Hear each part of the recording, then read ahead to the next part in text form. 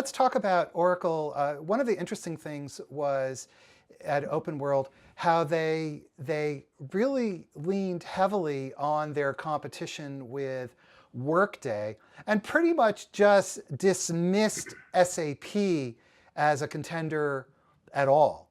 So what's that about? I think it's a total available market issue. I mean, to your point earlier, these are very, very sharp people, and of course, Larry knows exactly what he's doing. The total available market of Workday and its associated markets is 10x where Salesforce is right now.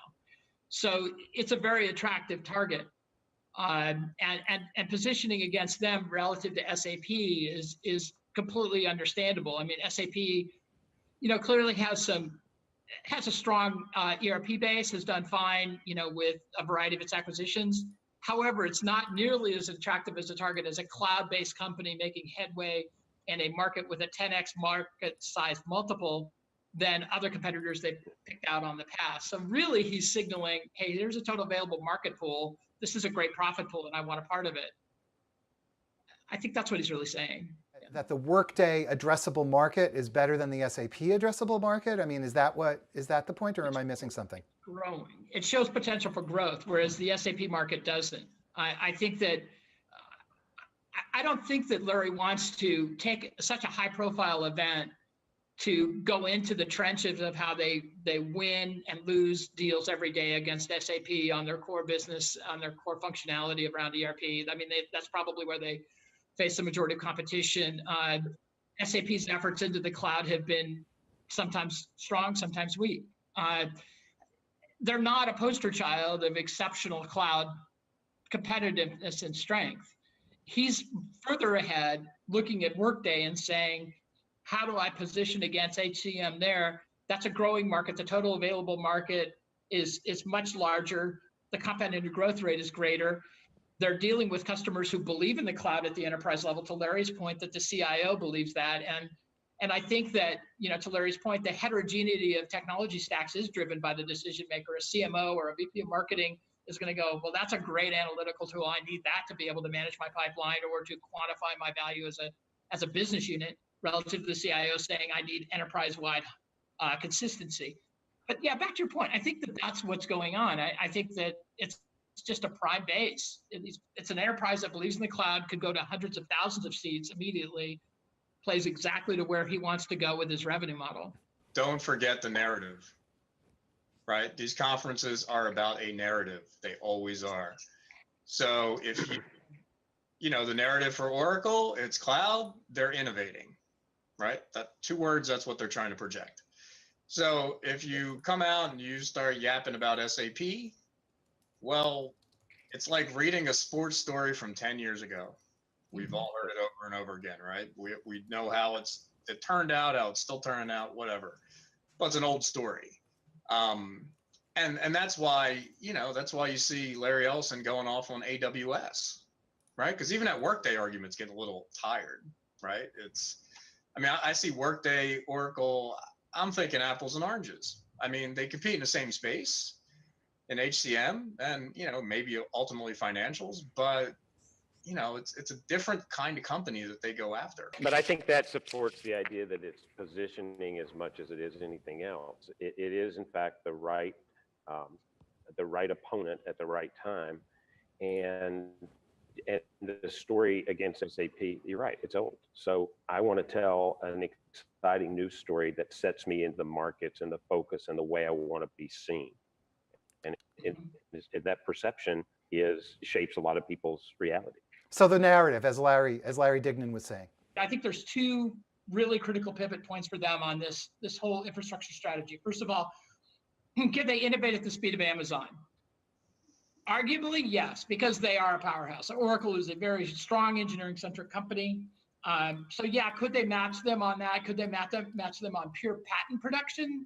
Sure. And there are plenty of engineers there who would love to rack up 100 patents in their career by going after Amazon. So that's a pretty compelling, value proposition. The issue is, can the culture of Oracle engineering sustain the kind of culture that Amazon has right now in terms of a market leadership position and the way that engineers get to work at Amazon?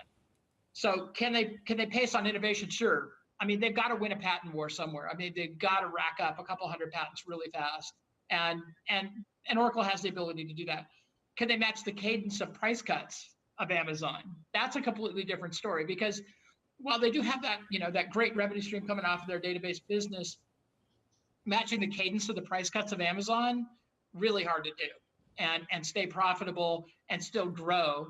And then balance that with building apps that make money. So you've got these triad of factors that they have to keep in balance. Drive a profitable applications business as it transitions to the cloud. Be able to deal with the cadence of innovation from a competitor that is world-class and attracting world-class engineers daily. And then third, being able to deal with a torrid pace of price reduction. So yeah, it can be done. Will it be done in the short term? Probably not. Larry Dignan, what about the question that Lewis raised of the ability of Oracle to keep undercutting Amazon? They're both very large companies. So what about that? There are some things with Oracle's AWS fascination that kind of boggle the mind a bit. Just on margin, that the infrastructure as a service business, it's challenging, right? So my guess is this is kind of that, like where you read Clay Christensen, you just kind of see that slide where, Toyota started down here, and then the established players, in this case, Detroit, kept moving up and up the stack. And then eventually the players at the bottom were also there too. I think that's what this is about, because the biggest takeaway I had watching Ellison's keynote was that, yes, AWS must be taking database workloads from Oracle. Otherwise, Oracle would not be trying to punch them in the face. So when they talk about their databases not being, AWS databases not being as open, AWS being harder to move from, there may be some element of truth to that, but the bottom line is AWS made that stuff very easy to consume. And that's a hurdle.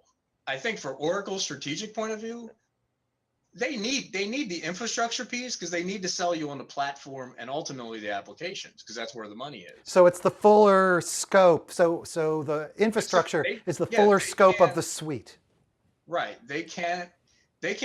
Oracle can't lose infrastructure, because once you're in AWS, you're probably going to buy higher level services. And there's no question AWS is moving up that stack. They're moving up their value prop. And that's showing up in database workloads. So they have all these databases run around, and now they have all the serverless infrastructure and all that. So, the real race is going to be, you're buying business functions in the future. But we're not moving to a world where one vendor is going to own everything. It's a world in the cloud where you're going to have to see a lot of peaceful coexistence, and you're going to have to see more openness. And I think that's something that they are not quite, and no vendor from the old world to the new wants to accept that. But that's just the world that the cloud is leading to. And Larry Dignan, your final thoughts and advice for CIOs? I mean, I think any tech buyer has got to play ball with Oracle. And if you're an existing customer, trading up in the cloud might totally work well for you. You're going to get bundled deals. And yeah, I mean, I'd say the CIO has got to look at what Oracle has just like they would any other vendor. And Louis Columbus, you're going to get the final word here. Okay, well, I appreciate it. Thank you. My advice to CIOs is use this ambition from Oracle to your advantage, and push them to bundle in everything you possibly can. If you're looking at a suite refresh, push for that. If you're in an audit, threaten to leave and move your database loads to AWS and watch the audit probably drop. But play hardball, because the ball's in your court as a buyer now. Competition's a beautiful thing, and competition brings out the best there is to offer, I think, from all these people. So, I think you could also look at being able to reduce even maintenance fees if you're a CIO. In other words, Oracle's hungry to build out this stack on the cloud, and use AWS pricing as a barometer in your negotiations with them. So you're in a buyer's market, you're in a great position, so make the most of it, and go cut a great deal with them.